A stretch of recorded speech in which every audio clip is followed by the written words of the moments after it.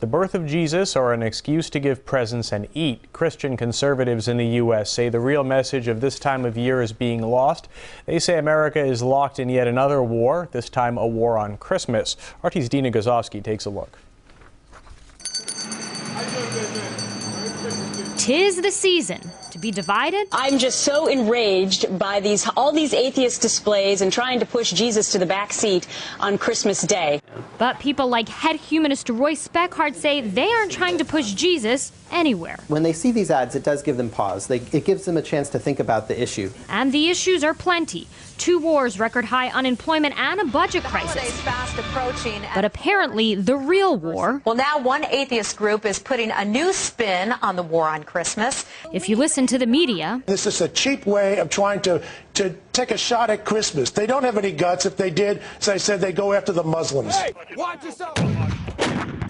And the they he's referring to is the quote-unquote other America, the folks who want religion out of public life. Humanity is heading into a real crunch.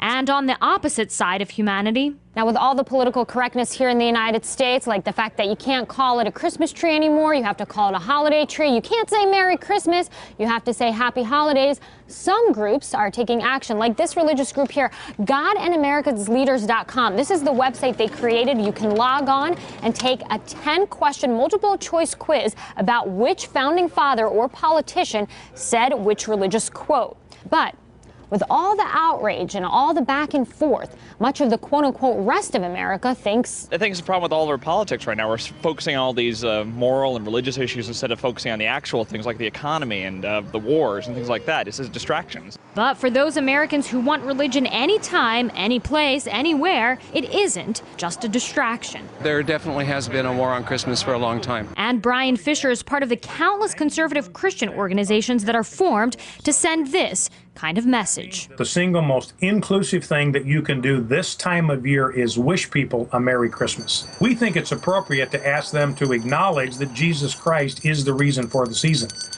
And the division is particularly evident in the most powerful of places. Case in point, Democrats were pushing to work overtime even after Christmas. And Republicans like Senator John Kyle and Jim DeMint were pretty much calling the proposal blasphemous, causing this kind of reaction. They need to rethink things. Who does?